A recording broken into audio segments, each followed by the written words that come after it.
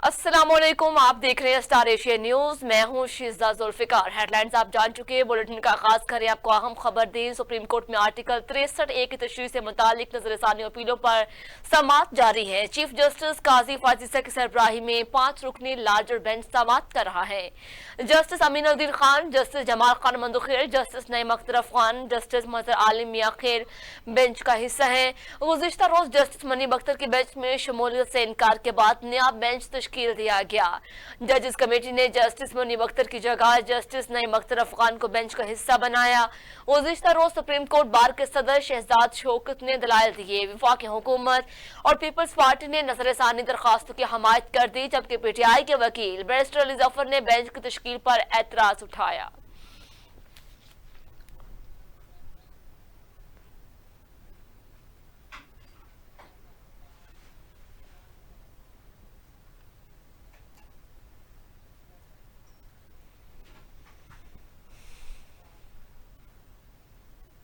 नाज़रीन, आपको अहम खबर दें। ईरान ने इसराइल पर 400 से ज्यादा मिसाइल दाग दिए हैं। हमले के बाद इसराइल में सायरन बज उठे। अरब मीडिया के मुताबिक इसराइली फौज ने दावा किया कि ईरान से इसराइल की जानिब कम अज कम 400 मिसाइल फायर किए गए हैं। मिसाइलों का हदफ दारुल हुकूमत तेल अवीव है। इसराइली फौज ने बताया ईरान ने बैलिस्टिक मिसाइल दागे हैं, जिसके बाद मुख्तलिफ इलाकों में सायरन बजने लगे। ईरान की जानिब से मिसाइल हमले के संगीन नताइज होंगे। इसराइली फौज ने तमाम शहरियों को महफूज मकाम पर जाने का कह दिया। मकबूजा बैतुल मुकद्दस दरियाए उर्दन की वादी में इसराइली शहरियों ने बम शेल्टर्स में पनाह ली। धमाकों की आवाजें सुनी गई, जबकि सरकारी टेलीविजन पर लाइव नशरियात की जिम्मेदारियां अंजाम देने वाले रिपोर्टर्स हमलों के दौरान जमीन पर लेट गए।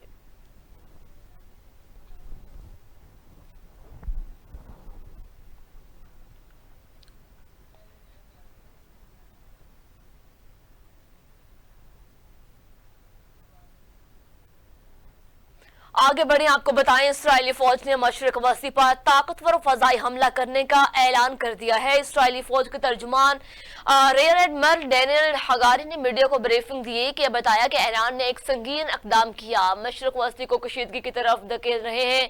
इसराइली और अमरीकी फजाई दफाई निज़ाम ने ईरानी मिसाइलों को रोकने के लिए मौसर तरीके से काम किया है और जो कि सहाफियों को बताया कि हम अभी दुश्मन को तमाम मालूमात नहीं देना चाहते।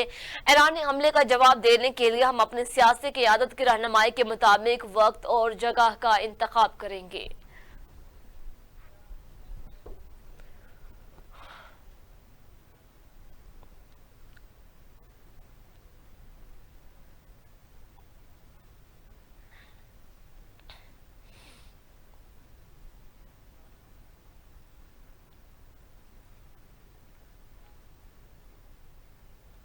ईरान की जानिब से इसराइल पर हमले के बाद मशरक वसी में बढ़ती हुई कुशीदगी पर अक़वाम मुत्तहिदा की सलामती कौंसिल का हंगामी इजलास आज तलब कर लिया गया। मीडिया रिपोर्ट्स के मुताबिक ईरान ने अपनी हमायत याफ्ता लुबनानी तंजीम हिज़्बुल्लाह के सरबराह हसन नसरुल्लाह और फलस्तीन की मज़ाहमती तंजीम हमास के शहीद सरबराह इस्माइल हानिया की मौत का बदला लेते हुए इसराइल पर दर्जनों बैलिस्टिक मिसाइल दाग दिए हैं, जिसके जवाब में इसराइल वज़ीर आज़म नेतन्याहू ने ईरान को खबरदार किया कि उन्होंने बहुत बड़ी गलती की है, जिसकी कीमत उसे चुकाना पड़ेगी और अब इसराइल इन हमलों का भरपूर जवाब देगा। मशरक वस्ती में बढ़ती हुई कशीदगी के पेश नजर अक़वाम मुत्तहिदा की सलामती कौंसिल का हंगामी इजलास आज तलब कर लिया गया है।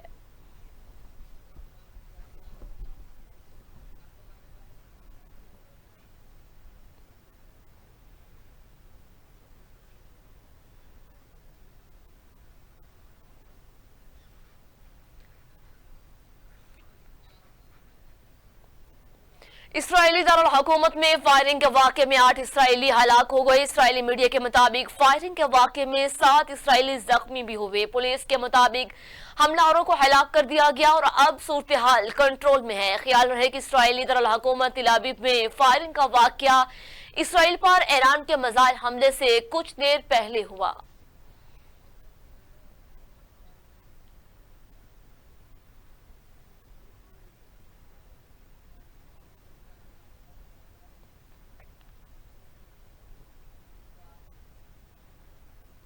ایران کے سپریم لیڈر آیت اللہ خامنئی نے اسرائیل کو خبردار کیا کہ ایران کی جانب سے اگلا حملہ اس سے کہیں زیادہ تکلیف دہ ثابت ہوگا۔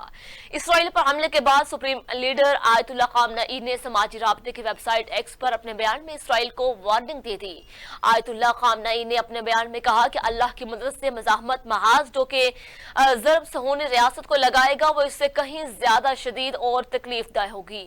آیت اللہ خامنئی نے سوشل میڈیا پر یہ پوسٹ عبرانی زبان میں کی اور یہ پوسٹ ایران کی جانب سے اسرائیل پر بیلسٹک میزائل برسانے کے چند ہی لمحے بعد کی گئی۔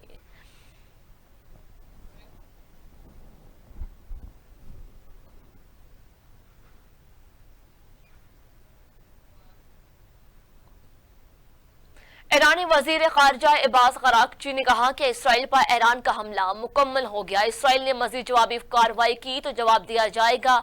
اسرائیل پر ایرانی میزائل حملوں پر اپنے بیان میں عباس قراقچی کا کہنا تھا کہ ایران نے اسرائیل کے خلاف اپنے دفاع کا استعمال کیا۔ سماجی رابطوں کی ویب سائٹ ایکس پر اپنے ایک بیان میں انہوں نے کہا کہ ہم نے اپنے جوابی کارروائی کرنے سے قبل 2 ماہ تک انتظار کیا کہ شاید غزہ میں جنگ بندی ہو جائے لیکن ناکام رہے۔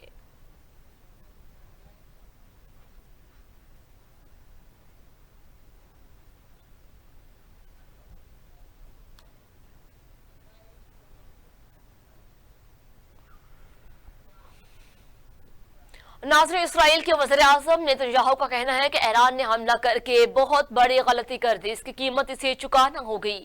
اسرائیلی وزیر اعظم نیتن نے سیاسی اور عسکری قیادت کے ایک اجلاس کے دوران کہا کہ ایران نے گزشتہ رات ایک بہت بڑی غلطی کی ہے، وہ اس کی قیمت چکائے گا۔ ایران کی حکومت ہمارے عزم کو نہیں سمجھتی اور وہ سمجھے گی بھی۔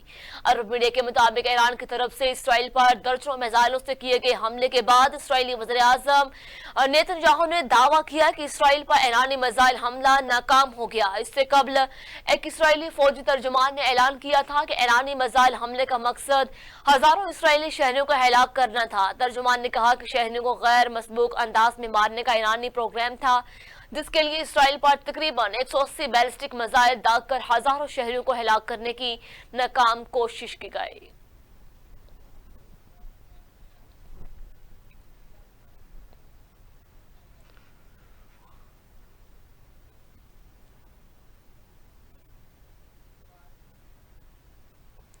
ترجمان امریکی محکمہ خارجہ میتھیو میلر نے کہا کہ ایران کئی سال سے دہشت گردوں کی پشت پناہی کر رہا ہے۔ ترجمان امریکی محکمہ خارجہ میتھیو میلر نے واشنگٹن میں میڈیا کو بریفنگ دیتے ہوئے کہا کہ اسرائیل پر ایرانی حملہ بھی دہشت گردی ہے، حملوں کی پرزور مذمت کرتے ہیں۔ میتھیو میلر نے کہا کہ ایران کی طرف سے حملے کے بارے میں کوئی انتباہ نہیں تھا، اب اسرائیل کو اپنے دفاع کا حق حاصل ہے۔ صدر جو بائیڈن نے واضح کر دیا، امریکہ ہر صورت اسرائیل کے ساتھ کھڑا ہے۔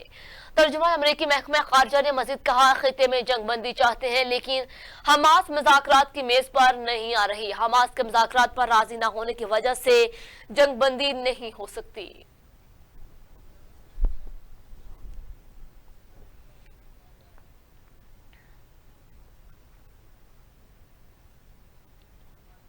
امریکی صدر جو بائیڈن نے امریکی فوج کو اسرائیل کے دفاع کرنے کا حکم دے دیا۔ غیر ملکی میڈیا کے مطابق ایران کی جانب سے اسرائیل پر حملے کے بعد امریکی صدر نے وائٹ ہاؤس میں سلامتی کونسل کا ہنگامی اجلاس طلب کر لیا۔